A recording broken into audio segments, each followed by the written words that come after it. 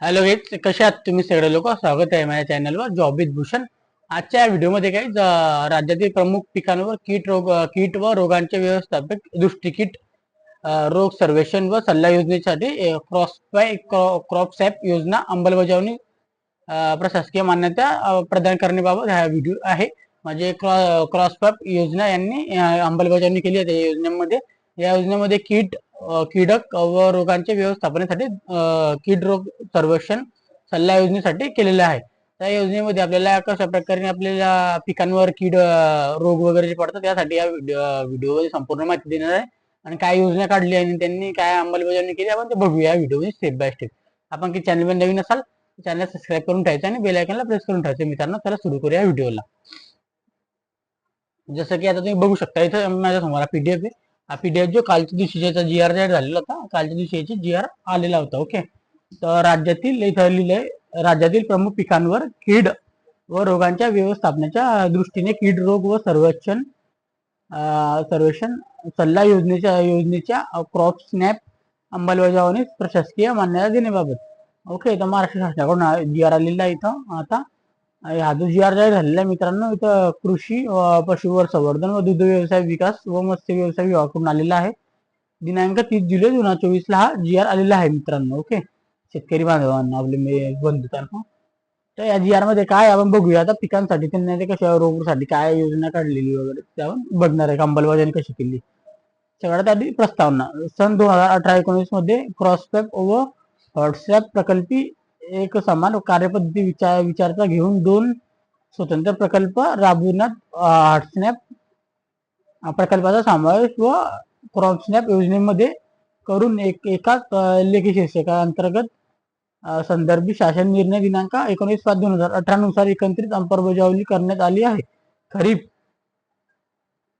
2018 मध्ये मका, ऊस व ज्वारी या पिकांवर नव्याने लष्करी अळीचा फिल आणि वॉन असेच ऊस पिकांवर हुकुमी किडांचा प्रादुर्भाव वाढत असल्याने संदर्भ क्रमांक 2/26/2019 शासन निर्णयान्वये मका, ऊस व पिकांचाही क्रॉसपॅक प्रकल्पामध्ये समावेश करण्यात आला आहे. संदर्भ क्रमांक 4 येथील महाराष्ट्र शासन निर्णय 4/2/2020 अन्वये राज्यातील टोळ व कीटकांच्या पार्श्वामुळे नुकसानात होऊ नये म्हणून क्रॉसपॅक योजनेअंतर्गत आपत्कालीन परिस्थिती व कीड यंत्रणाकरिता मंजूर असलेल्या निधीतून तसेच अन्य बाबींवरील बचतीतून निधी वापरण्यास मान्यता देण्यात आली आहे. तसेच संदर्भ क्रमांक 6 येथील 23/1/2021 च्या शासन निर्णयान्वये काजू, भेंडी व टोमॅटो या पिकांचाही क्रॉसपॅक प्रकल्पामध्ये समावेश करण्यात आला आहे. या संदर्भात आयुक्त कार्यालयाने संदर्भ क्रमांक 10 च्या पत्रान्वये सादर केलेल्या प्रस्तुत योजना व सन 2024-25 मध्ये राबवण्याच्या प्रस्तावनात प्रशासकीय मान्यता देण्याची शासनाने विचारधारणा होती. त्याचा शासनाचा निर्णय काय आपण ते बघूया. आता शासन निर्णय सन 2024-25 मध्ये सोयाबीन, कापूस, भात, तूर, हरभरा, मका, ज्वारी, ऊस तसेच फळ पिके आंबा, डाळिंब, केळी, मोसंबी, संत्रा, चिकू, काजू, भेंडी व टोमॅटो या प्रमुख पिकांवर कीड व रोगांच्या व्यवस्थापनाच्या दृष्टीने एकत्रित कीड रोग सर्वेक्षण सल्ला योजना क्रॉपस्नॅप योजना राबवण्यास मान्यता देण्यात येत आहे. आता ही योजना कोणती असणार आहे आपली? क्रॉपस्नॅप योजना. तर सन 2024-25 मध्ये योजनेअंतर्गत 25 कोटी अक्षरी 25 कोटी निधीच्या कार्यक्रमास प्रशासकीय मान्यता देण्यात येत आहे. ओके, 25 कोटी रुपयाची मान्यता देण्यात येत आहे. या योजनेसाठी शासनाचा संदर्भ क्रमांक 1, 2, 3, 4 व 6 येथील शासन निर्णयाने निर्गमित केलेल्या सूचनांवर अनुसरून कीड व रोग सर्वेक्षण सल्ला योजनेचा सन 2024-25 मध्ये अंमलबजावणी करण्याची आयुक्त कृषी यांनी सविस्तर मार्गदर्शन सूचना व निर्गमित कराव्यात अशा पद्धतीने सांगण्यात आलेलं आहे. त्यानंतर इथं केंद्र शासन पुरस्कृत राष्ट्रीय अन्न सुरक्षा अभियान NFSM, राष्ट्रीय कृषी विकास योजना PKVY, नानाजी देशमुख कृषी संजीवनी प्रकल्प त्यांना व इतर केंद्र पुरस्कार योजनेच्या समन्वयातून एकात्मिक स्वरूपात अंमलबजावणीचा आराखडा तयार करून शेती शाळांचे नियोजन करण्यात यावे. त्याच्यानंतर सदर योजनेचा प्राधान्याने विकास करून योजना राष्ट्रीय अन्न सुरक्षा नियमन अभियान, राष्ट्रीय कृषी विकास योजना आणि नानाजी देशमुख कृषी संजीवनी प्रकल्पाअंतर्गत उपलब्ध निधीतून पात्र बाबींसाठी खर्च करणाऱ्या तदनंतर निधी कमी पडल्यास आवश्यकतेनुसार सदर राज्य योजनेअंतर्गत उपलब्ध होण्यास होणाऱ्या तरतुदीचे खर्च भागवण्यास यावा. अशा पद्धतीनं आपल्या आता कसं इथं कृषी अधिकारी वगैरे आपली बैठक वगैरे घेणार आहे शेतीसाठी. ओके, त्या कीटक रोगांसाठी आता ते माहिती वगैरे तुम्हाला देणार आहे पुढची. क्रॉसपॅक योजनेची अंमलबजावणी कृषी विभागाचे क्षेत्रीय कर्मचाऱ्यांच्या सहभागाने करण्यात यावी. ओके, अशा पद्धतीने सांगण्यात आलेलं आहे. त्यानंतर बाह्य संस्थेमार्फत भराव्याच्या मनुष्यबळाची आवश्यकता असल्यास शासनाने वेळोवेळी निर्गमित केलेले शासन निर्णय, शासन परिपत्रके आणि वित्त विभागाचे निर्गमित केलेल्या शासन निर्णयानुसार कार्यवाही करण्याची जबाबदारी आयुक्त कृषी यांची राहील. योजना राबवण्याकरिता मोबाईल ॲप कलेक्शन व संगणक प्रणालीचा वापर करण्यात यावा अशा पद्धतीने सांगण्यात आलेलं आहे. तर क्रॉसपॅक योजनेअंतर्गत पिकांवर प्रमुख कीड रोगांचे सर्वेक्षण करून त्यांच्या व्यवस्थापनाबाबत संदर्भ क्रमांक 3 येथील शासन निर्णयामध्ये नमूद केल्यानुसार महाॲग्रिटेक प्रकल्प उपलब्ध होणाऱ्या वनस्पती निर्देशाक व हवामान केंद्रांद्वारे प्राप्त होणाऱ्या माहितीच्या आधारे विद्यापीठातील तज्ज्ञांकडून विश्लेषण करून देण्यात येणार व सल्ला व मार्गदर्शन मोबाईल ॲपद्वारे SMS द्वारे शेतकऱ्यांच्या उपलब्ध करून देण्यात यावेत अशा पद्धतीने सांगण्यात आलेलं आहे. संबंधित पिकांच्या विकासाच्या विविध महत्वपूर्ण क्रिटिकल टप्प्यावर कीड रोगांच्या प्रमाण आर्थिक नुकसान व पातळीवर पोहोचण्यापूर्वी अथवा आर्थिक नुकसान पातळीजवळ पिकांच्या टप्प्यावर असताना शेतीपासून संबंधीचे नेमून दिलेल्या गावातील पिकांचे नमुने घेऊन त्यांची तपासणी व सर्वोच्च काटेकोरपणे नियमित स्वरूपात प्रणालीद्वारे तंत्रज्ञानाकडून मार्गदर्शन व सल्ला प्राप्त करून त्या संदर्भात तात्काळ संबंधित पीक व क्षेत्रांच्या गाव तालुका स्तरावर शेतकऱ्यांना आवश्यक सल्ला मोबाईलद्वारे SMS द्वारे देण्याची व सविस्तर मार्गदर्शन करण्याची सभा बैठकांना प्रात्यक्षिकांचे नियोजन करण्याची जबाबदारी ही कृषी सहाय्यक व कृषी पर्यवेक्षक यांची राहील. म्हणजे आता यांचं इथं काय म्हणणं आहे की तुमच्या इथं कीटक वगैरे येतात, कीटक वगैरे यांचा तपास लावतील ते त्यांच्याद्वारे तज्ज्ञांकडून कशा पद्धतीचे कीटक आहे त्यांना आपल्या संपवण्यासाठी काय वापरावं लागेल याच्यासाठी ते तज्ज्ञ तुमच्यासाठी बैठक वगैरे घेणार आहे. कृषी सहाय्यक व कृषी पर्यवेक्षक तुम्हाला सांगतील त्या अशा पद्धतीने आपल्या औषधी वगैरे मागवण्यात येतील, त्या औषधी वगैरे आपल्याला घेण्यात येतील, नाही तर त्यांच्याकडून भेटतील पण असं काही इथं सांगण्यात आलेलं आहे. यानुसार गाव पातळीवर कार्यवाही नियमितपणे होत असल्याची खातरजमा करण्याची जबाबदारी ही मंडळ कृषी अधिकारी व तालुका कृषी अधिकारी यांची असेल. याबाबत उपविभागीय स्तरावर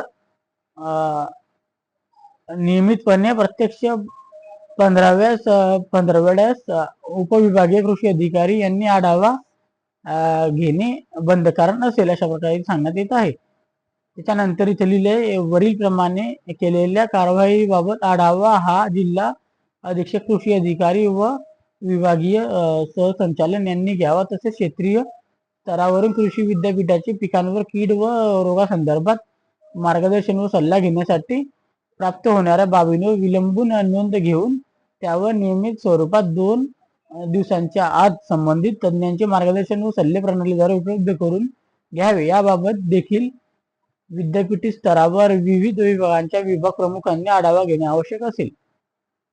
त्याच्यानंतर इथे 8 नंबर आहे. तसेच कीड व रोगांचे प्रमाण आर्थिक नुकसान पातळीवर ETL पोहोचण्यापूर्वी अथवा आर्थिक नुकसान पातळीजवळ पिवळ्या टप्प्यावर असताना व आणि आर्थिक नुकसानाच्या पातळीवर पोहोचलेल्या गावांची तालुक्यानिहाय स्वतंत्र अध्ययन यादी सर्व संबंधित माहितीकारांनी खुल्या स्वरूपात प्रकल्प संकेतस्थळावर उपलब्ध करून देणे व बंधनकारक असेल. यानंतर इथे लिहिले विविध पिकांवर कीड व रोगांच्या प्रादुर्भावामुळे आर्थिक नुकसान व पातळीवरील गावात अन्न सुरक्षा अभियान कार्यक्रम अंतर्गत एकात्मिक कीड रोग व व्यवस्थापनाकरिता उपलब्ध असलेली तरतूद योजनांच्या मार्गदर्शन सूचनानंतर शेतकऱ्यांच्या रासायनिक कीटकनाशक आपत्कालीन निष्ठासाठी अनुदान उपलब्ध करून द्यावे. म्हणजे तुम्हाला कीटकनाशकांसाठी औषधी वगैरे लागतील त्यासाठी अनुदान करून द्यावे असं त्यांचं म्हणणं आहे. कृषी आयुक्तालयाच्या स्थळ व फळ पिकांवर सर्वस्व सल्ला संचालन फलोत्पादन व पर्यवेक्षण संनियंत्रित करतील व इतर पिकांच्या सर्वेक्षण सल्ल्याबाबत सल्ला संचालक व विस्तार व प्रशिक्षण हे पर्यवेक्षण संनियंत्रण करतील व संबंधित संचालक यांनी त्यांच्या नियंत्रणेखाली प्रचलित योजनांचे सांगड घालून कीड नियंत्रणाच्या ठेवण्या दृष्टीने नियमित पाठपुरावा करावा व संनियंत्रण करावे. तसेच संपूर्ण हंगाम कालावधीत दोन्ही संचालकांनी संबंधित पिकांवर क्षेत्रीय स्तरावर कीड व रोग प्रादुर्भावाने परिस्थितीच्या प्रत्येक आढावा घेऊन आवश्यक उपाययोजना करण्याची कारवाई करावी व केलेल्या कारवाईनुसार सविस्तर विस्तार अहवाल शासनाने करावा. कृषी विभागाचे विकासात केलेल्या महा-डीबीटी एकात्मिक संगणकीय प्रणाली अंतर्गत राबवण्यात येणाऱ्या कृषी विभागाच्या विविध योजनेअंतर्गत तयार करण्यात आलेल्या ऑलिफिकेशनच्या वापरासाठी कृषी पर्यवेक्षक कृषी सहाय्यक यांच्या व्यवस्थेने खर्च व डेटा चार्जेस रक्कम देण्याची संदर्भ क्रमांक 9 येथील शासन निर्णय 90 मान्यता देण्यात आली आहे. सबब इंटरनेट व खर्च प्रजननासाठी आवश्यक असणारा खर्च 17 जानेवारी 2023 च्या शासन निर्णयातून भागण्यात यावा अशा पद्धतीने सांगण्यात आलेलं आहे की प्रकल्पागर्त आवश्यक आपत्कालीन निविष्ठांची उपलब्ध करून दिनांक 1 जुलै 2000 पासून होणे व आवश्यक असलेल्या तथा शीघ्र फेरोमेन सापळे व टायपोग्रामा इत्यादी निवष्ट करणे वेळेत उत्पादक व पुरवठ्याबाबत महाराष्ट्र कृषी उद्योग विकास महामंडळ, कृषी विद्यापीठे, कृषी विज्ञान केंद्र व कृषी विभागाच्या जैविक कीटकनाशके उपलब्ध प्रयोगशाळा यांनी आयुक्त कृषी यांचे स्तरावरून कळवण्यात यावे. सदर योजनेतील शेतकऱ्यांनी कमी खर्चात जास्तीत जास्त पीक उत्पादक वाढवून त्यांचे उत्पन्न वाढवण्याच्या दृष्टिकोनातून अत्यंत महत्वपूर्ण असल्याचे विशेष मोहीम व स्वरूपात अंमलबजावणी होईल याची खातरजमा आयुक्त कृषी यांनी करावी व याकरता आवश्यकतेनुसार योजनेचा प्रकार व प्रसिद्धी देण्याची देखील कारवाई करावी. यानंतर इथे लिहिले त्यांनी आयुक्त कृषी यांनी सदर योजनेअंतर्गत प्राप्त होणाऱ्या निधीच्या आवश्यकतेनुसार जिल्ह्याने वितरण करावे व सदर योजनेकरिता प्राप्त होणारे निधी वित्त विभागाकडे वेळोवेळी दिलेल्या निर्देशनानुसार विविध कालमर्यादित खर्च करावा. त्यानुसार योजनेअंतर्गत उपलब्ध करून देण्यात आलेल्या निधींच्या विनियोजनाबाबतचे उपयोगिता प्रमाणपत्र व आयुक्त कृषी यांनी शासनाला सादर करावा. क्रॉसबॅक योजनेच्या अंमलबजावणीचा खर्च पुढील लेखाशीर्षकाखाली 2024-25 करता मंजूर व तरतुदीच्या भागवण्यात यावा अशा पद्धतीने सांगितलेले आहे. मागणी क्रमांक